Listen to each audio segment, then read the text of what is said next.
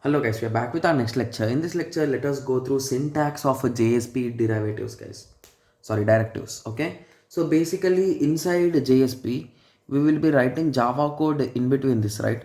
So how you will be writing? Like what are the common things? Like we'll be writing comments, extends, content, info, and we'll be writing multiple things, right? So how you'll be writing? So the syntax will be in this way: percentage at the rate page attribute equal to value. Okay, so this is the syntax for it guys. Okay, so we'll be discussing about this is page and this is a JSP directive, means it will be directing directive attribute equal to value. Okay, so in that way guys we'll be going through some examples, so you'll be having a clear idea, don't worry.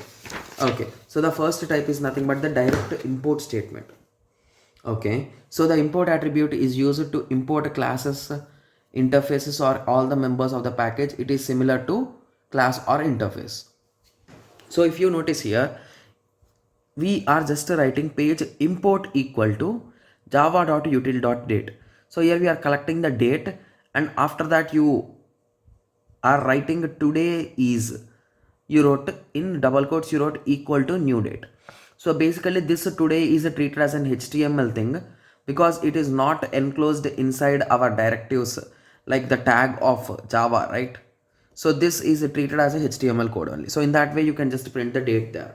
So today is, you'll be printing a particular date. Similarly, context type. So basically we will be having context type, right? Like text HTML, right? So it's here. So in this way we'll be having context type, right? So you can even specify that also. So page context type equal to application MS Word. So you are specifying it as an MS Word in that way. Okay. Yes.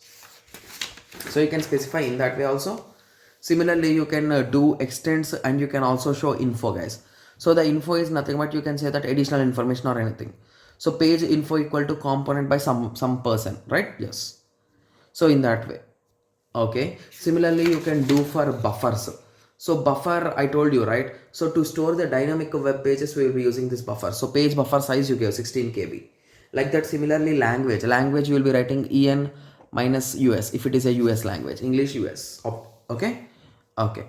So similarly, you will be having ignore. Okay. So is ignore.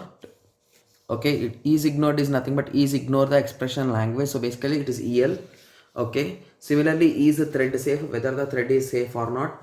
Similarly you can also do it for error page guys. I'm also not, I didn't use these kind of advanced things guys, so that is the reason why I'm just giving you an introduction, because if I never did work on these things, I cannot explain you, right? So that's the reason why I'm just giving you an information here. Okay.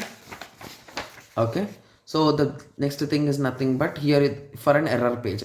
So if the error page is true, you can just print a message like sorry for the exception. So basically when there is an error occurred, you will be indicating it with the true and you will be showing it. Okay, so I hope everyone got some basic idea about some kind of attributes, right?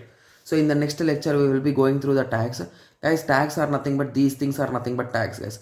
There are totally 2 to 3 types, I think. So only 3 types are there. Okay, so we'll be discussing about them in the next lecture. Okay, so let us meet in the next lecture. Thank you. Thanks for watching.